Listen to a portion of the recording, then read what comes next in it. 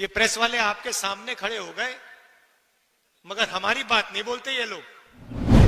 कहना पड़ता है कि हमारे मित्र हैं, मगर सचमुच में हमारे नहीं है, मोदी जी के मित्र हैं, अदानी अंबानी के मित्र हैं। क्योंकि जो जनता की बातें होती हैं तो लिखते नहीं है, दिखाते नहीं है। आपने कभी देखा है टीवी पे किसान की बात होए, मजदूर की बात होते हुए टीवी पे देखा आपने कभी? मगर अदानी अंबानी जी की शादी दिखाएंगे, डांस गाना होगा वहां पे, 10-15 करोड़ की घड़ी होगी, वो सब दिखाएंगे। सबका यहां बहुत बहुत स्वागत, नमस्कार।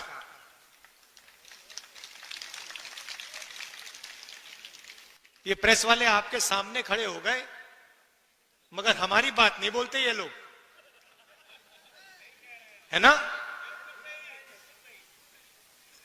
कहना पड़ता है कि हमारे मित्र हैं, मगर सचमुच में हमारे नहीं है, मोदी जी के मित्र हैं, अदानी अंबानी के मित्र हैं। क्योंकि जो जनता की बातें होती हैं तो लिखते नहीं है, दिखाते नहीं है। आपने कभी देखा है टीवी पे किसान की बात होए, मजदूर की बात होते हुए टीवी पे देखा आपने कभी? महंगाई के बारे में सुना? कभी नहीं। मगर अदानी अंबानी जी की शादी दिखाएंगे, डांस गाना होगा वहां पे, 10-15 करोड़ की घड़ी होगी, वो सब दिखाएंगे। मगर इनका काम सरकार पर दबाव डालने का होता है। इनका असली जो काम होता है, अगर सरकार कुछ गलत काम कर रही है तो ये रखवाले होते हैं। मगर आजकल ये काम नहीं कर रहे हैं अपना। तो सबसे पहले मैं आपका स्वागत करना चाहता हूं। आप यहां आए, हमारी बात सुनने आए, दिल से आपका धन्यवाद करना चाहता हूं। 1857 की जो क्रांति थी, उसमें राणा बेनी माधव जी का जो रोल था और बीरा पासी जी का जो रोल था, उसको आज हम याद करते हैं। उनकी मूर्ति का उद्घाटन किया। और अभी मैं कह रहा था, जिन्होंने मूर्ति बनाई कहां है? लखनऊ से आए हैं। मैंने कहा कि बहुत सुंदर मूर्ति आपने बनाई है, तो आपका भी हम रायबरेली आपका धन्यवाद करता है।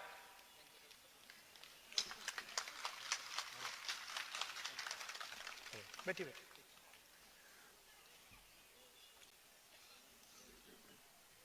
तो ये जो क्रांतिकारी काम किए थे, इसका नतीजा हमारा कॉन्स्टिट्यूशन, संविधान है। ये सब लोग जो अंग्रेजों से लड़े, जिन्होंने अपनी जान दी, जेल में गए, संविधान के लिए लड़े, संविधान के लिए लड़े। और अगर हिंदुस्तान में गरीबों की आवाज है, मजदूरों की, किसानों की आवाज है, छोटे व्यापारियों की आवाज है, तो संविधान के कारण वो आवाज है। ये हिंदुस्तान की जनता की आवाज है। गांधी जी, अंबेडकर जी, नेहरू जी ने यह संविधान दिया, जेल गए, अंग्रेजों के खिलाफ लड़े। उससे पहले माधव सिंह जी लड़े, बीरा पासी जी लड़े, मगर सारे के सारे इसके लिए लड़ रहे थे। और आज जो लोग हमारी सरकार में बैठे हैं, वही इसका आक्रमण कर रहे हैं। मैंने मीडिया की बात उठाई। राजनीतिक पार्टियों की जिम्मेदारी संविधान को बचाने की होती है, मगर मीडिया की भी जिम्मेदारी संविधान को बचाने की है, संविधान की रक्षा करने की है। मगर ये जो है, ये आजकल संविधान की रक्षा नहीं कर रहे हैं, ये हमारी मदद नहीं कर रहे हैं, इसलिए मैंने शुरुआत में इनके बारे में बोला। आपको ये बातें मालूम होनी चाहिए, आप तो जानते हो, जानते हो ना ये बात कि मीडिया आजकल हिंदुस्तान में क्या कर रहा है। किसका? अदानी का काम। देश बिक रहा है, एयरपोर्ट्स, पोर्ट्स, इंफ्रास्ट्रक्चर, कोल, रेलवे, सारा का सारा बिक रहा है। कांग्रेस पार्टी लड़ रही है, मैं लोकसभा में लड़ रहा हूं, सड़कों पे लड़ रहा हूं, कांग्रेस पार्टी लड़ रही है, मगर मीडिया वाले हमारी मदद नहीं कर रहे हैं। कोई प्रॉब्लम नहीं है, हम लड़के जीत के दिखाएंगे आपको। देखिए, दो तीन चीजें आपसे मैं कहना चाहता हूं, दो तीन चीजें मैं आपसे कहना चाहता हूं। कन्याकुमारी से कश्मीर तक कांग्रेस पार्टी के लाखों लोग चले। यात्रा में हमने एक नारा दिया, नफरत के बाजार में मोहब्बत की दुकान खोलनी है।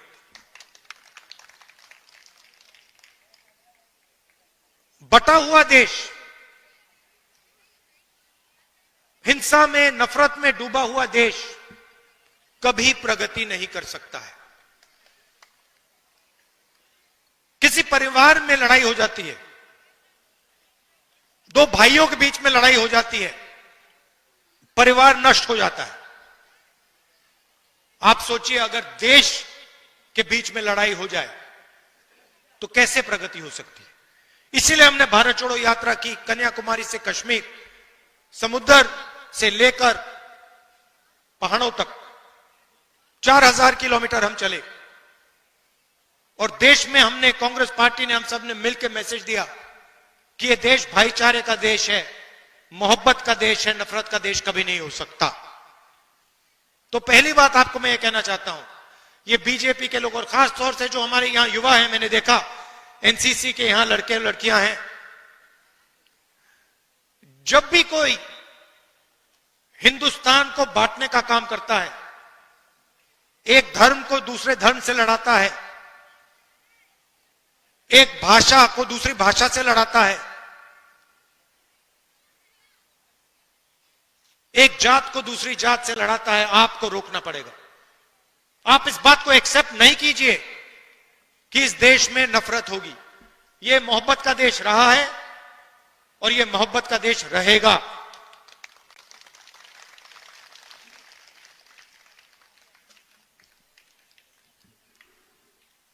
दूसरी बात, देश के सामने दो सबसे बड़े मुद्दे हैं। सबसे बड़ा मुद्दा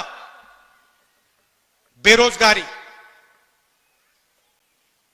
आज मैं युवाओं से बात कर रहा था, मैंने उनसे बोला, ऐसे टेंट में बात हो रही थी, मैंने उनसे पूछा, देखो, मैंने उनसे पूछा, देखिए आप लोग सब पढ़ाई कर रहे हो, आप डिग्री ले रहे हो, ठीक है, आपको डिग्री मिल गई, हाथ उठा के मुझे दिखाओ, आप में से कितने लोग सोचते हो कि आपको डिग्री के बाद रोजगार मिलेगा। 100 बच्चे थे, आपको मालूम है कितने युवाओं ने हाथ उठाया? एक ने। 100 में से एक लड़के ने हाथ उठाया, बाकी ने हाथ नहीं उठाया। 100 में से सिर्फ एक युवा सोचता है कि उसको रोजगार मिलेगा। और जब मैंने उससे पूछा तो उसने कहा, मैं कहीं ना कहीं रोजगार ढूंढ के निकालूंगा। मगर 99% युवाओं ने बात एक्सेप्ट की कि आज के उत्तर प्रदेश में, आज के हिंदुस्तान में उनको रोजगार नहीं मिलेगा। दूसरा मुद्दा महंगाई। दो हिंदुस्तान बन रहे हैं, 1 अरबपतियों का 20-25 लोग हैं, अदानी अंबानी, लाखों करोड़ रुपए जो भी उनको चाहिए उनको मिल जाता है। कोरोना के समय 1 लाख करोड़ रुपए का बैंक लोन माफ हुआ उनका, 16 लाख करोड़ रुपए उनके बैंक लोन माफ हुए हैं। और दूसरा हिंदुस्तान, आपका हिंदुस्तान, हमारा हिंदुस्तान, मेहनत का हिंदुस्तान, मजदूरों का, किसानों का, बेरोजगार युवाओं का हिंदुस्तान। हमें ये 2 हिंदुस्तान नहीं चाहिए, एक हिंदुस्तान होना चाहिए। अगर वो सपना देख सकते हैं तो आपको भी सपना देखना चाहिए। ये नहीं कि अंबानी का बेटा, अदानी का बेटा जो भी सपना देखना चाहता है देखता है, और किसान का बेटा प्राइवेट यूनिवर्सिटी में मेहनत करने के बाद, लाखों रुपए देने के बाद रोजगार नहीं पा सकता। ऐसा हिंदुस्तान हमें नहीं चाहिए। यहां हम कैसे पहुंचे? नरेंद्र मोदी जी ने नोटबंदी करके, गलत जीएसटी लागू करके छोटे व्यापारियों को, स्मॉल मीडियम बिजनेस वालों को खत्म कर दिया है। यह पॉलिसी सिर्फ नरेंद्र मोदी जी की नहीं थी, यह पार्टनरशिप है। नरेंद्र मोदी जी ने और अदानी अंबानी जैसे लोगों ने ये पॉलिसियां छोटे व्यापारियों को, किसानों को, मजदूरों को खत्म करने के लिए बनाई है। और नतीजा आपको दिख रहा है। उत्तर प्रदेश के युवाओं को रोजगार नहीं मिल सकता। अगर आपको रोजगार चाहिए, उत्तर प्रदेश में छोड़ दीजिए। हां, तेलंगाना में, कर्नाटक में मिल सकता है, वहां जाके आप मजदूरी कर सकते हैं, मगर उत्तर प्रदेश में आपकी सरकार आपको रोजगार नहीं दे सकती है। और यह सच्चाई है, इस बात को एक्सेप्ट करना ही पड़ेगा। तो यह लड़ाई है। एक तरफ कहते हैं 400 पार, 400 पार के बाद हम संविधान बदल देंगे। हमने कहा हम देखेंगे कैसे संविधान बदलोगे तुम लोग। चुनाव के बाद मोदी जी ने संविधान यहां लगा दिया था।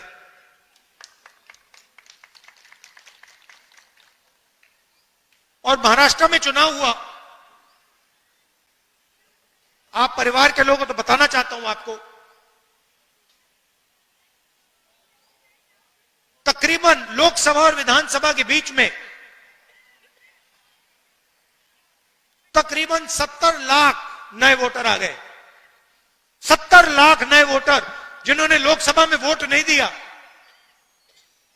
हिमाचल प्रदेश की आबादी, नए वोटर आ गए लोकसभा में, विधानसभा में, जादू से आए। हमने इलेक्शन कमीशन से पूछा, भैया ये समझाओ, ये 70 लाख लोग कहां से आए और हमें वोटर लिस्ट दो। इलेक्शन कमीशन ने आज तक जवाब नहीं दिया। मैंने पार्लियामेंट में बोला, पब्लिक मीटिंग में बोल रहा हूं कि हमें आंकड़े चाहिए। ये 70 लाख नए वोटर जो आए हैं, जिन्होंने लोकसभा में वोट नहीं दिया, विधानसभा में जादू से वोट मिल गया, हम चेक करना चाहते हैं ये लोग कौन है, हमें वोटर लिस्ट दीजिए। वोटर लिस्ट नहीं देनी। तो बात आप समझ गए हो हिंदुस्तान में आजकल हो क्या रहा है। ये राजनीति चल रही है, मगर हम किसी से डरते नहीं है।